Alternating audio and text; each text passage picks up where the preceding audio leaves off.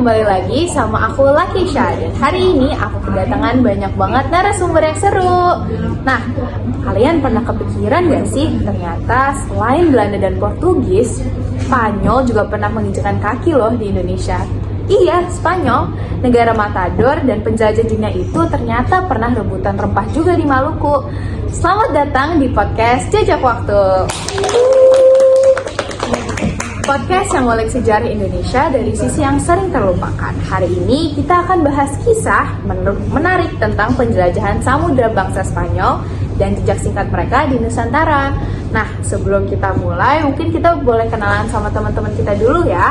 Boleh banget. Hola amigos, buenas tardes, ¿cómo está? Halo todos, de nuevo amigo. Aku Aya. Hola, buenos días. Perkenalkan, nama aku Abel.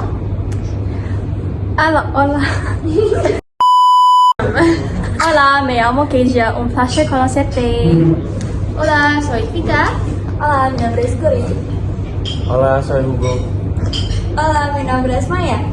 Hola, soy Zi. Oke, mungkin kita akan langsung aja ya. Nah, aku mau nanya nih guys, gimana sih latar belakang bangsa Spanyol melakukan penjelajahan ke samudera tuh? Nah, jadi guys, latar belakangnya itu awalnya itu bangsa barat, termasuk bangsa Spanyol ini mencari perdagangan jalurnya, mencari jalur perdagangan rempah baru. Karena tuh jalur sebelumnya itu udah dikuasai sama Turki Spanyol. Sebenarnya sih tujuan awalnya, kalian pernah dengar 3G gak sih? Oh, tahu. Ya, 3G itu kan ada gold, glory, gospel. Ya, gold itu kekayaan, glory ini kejayaan, dan gospel ini menyebarkan agama. Sebenarnya tiga pakuan ini yang membuat mereka ini menjelajah dunia atau bahkan sampai menjajah Indonesia. Nah, sebenarnya sebelumnya itu dari Spanyol dan Portugis sendiri, mereka udah buat perjanjian guys, namanya perjanjian Tordesillas tahun 1494. Di mana perjanjian ini isinya ngebagi nih dua wilayah kekuasaan mereka. Antara Spanyol ini adanya kekuasaannya di barat dan Portugis adanya di timur gitu. Tapi karena wilayah Maluku belum jelas masuk ke sisi siapa, jadi itu dibuat perjanjian Saragossa pada tahun 1529 yang menegaskan Maluku masuk ke wilayah kekuasaan Portugis. Jadi Spanyol sebenarnya itu mundur dulu. Banyak ya perjanjiannya. Iya, banyak banget loh. Nah, tapi jadi kelihatan banget ya kayak walaupun mereka tuh sama-sama bangsa Eropa, tapi Spanyol dan Portugis ini sempat tarik-menarik wilayah gitu loh, kayak sampai perlu dua perjanjian internasional.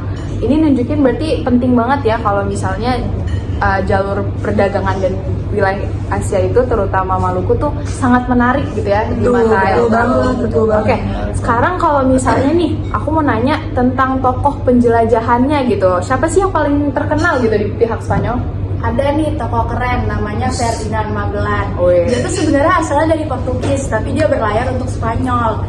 Dia tuh diutus buat jalanin misi keliling dunia untuk ngelilingin kalau buminya tuh sebenarnya tuh bulat. Nah, sayangnya si Ferdinand Magellan ini tewas di Filipina sebelum dia ngeselain misinya. Akhirnya ekspedisi itu tuh dilanjutin sama temennya namanya Juan Sebastian del Cano yang akhirnya sampai ke Indonesia. Dia juga berhasil ngelilingin dunia sampai dia balik lagi ke Spanyol. Oh, berarti jatuhnya itu dia tuh ngelilingin dunia buat ngebuktiin bumi bulat, karena mungkin banyak orang yang beranggapan kalau bumi itu datar bulat. Tapi mampir di Indonya lama. Aduh. Rutenya mereka tuh panjang banget, jadi dari Spanyol mereka itu berlayar menyeberangi Samudra Atlantik buat ke Selat Magellan tadi. Nah, dari Selat Magellan tadi di ujung Amerika Selatan, mereka terus berlayar ke Samudra Pasifik buat mampir ke Filipina yang tadi dia meninggal di situ kan. Baru habis itu mereka lanjut lagi akhirnya ke Tidore Maluku tahun 1521.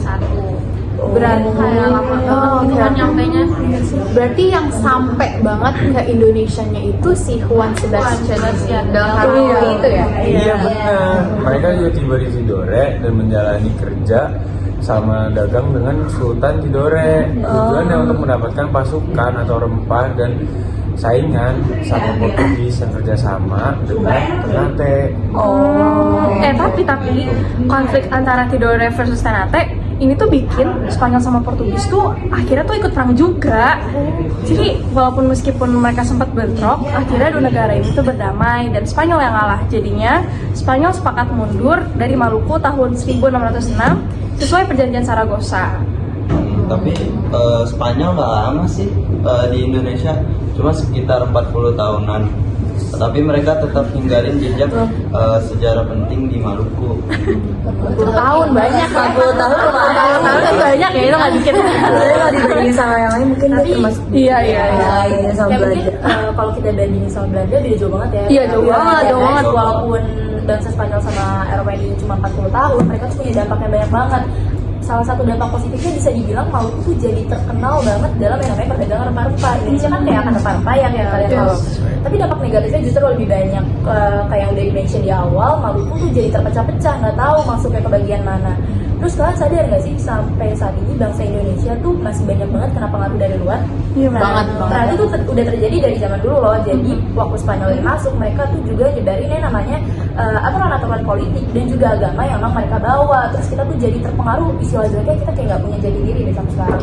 Mungkin kalau gitu ya? misalkan yang banyak agama gitu mungkin karena kan tadi tuh yang 3G itu tujuan awal mereka menyebarkan agama, mungkin itu salah satu dampaknya kali ya. Tapi dari sini kelihatan gak sih kayak pola terulangnya kayak bangsa asing itu masuk ke Indonesia dengan tujuan untuk perdagangan, tapi akhirnya mereka tuh ngasih impact kayak menancapkan pengaruh politik dan agama juga di negeri Iya kita. sih.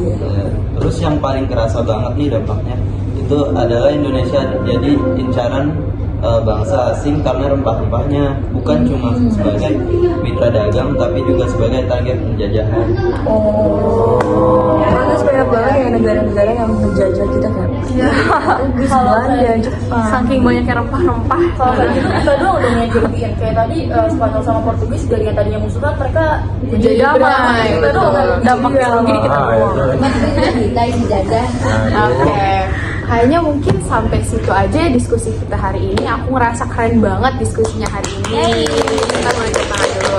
Jadi meskipun Spanyol itu nggak selama Belanda atau Portugis di Indonesia, tapi mereka tuh tetap jadi bagian penting dari awal mula perebutan rempah dan pengaruh di Nusantara. Nah, jangan lupa ya guys, sejarah itu bukan cuma tentang siapa sih yang paling lama dijajah, tapi juga apa dampaknya di Nusantara kita. Mungkin itu aja dari podcast Jejak Waktu, dan see you guys next time. Dadah!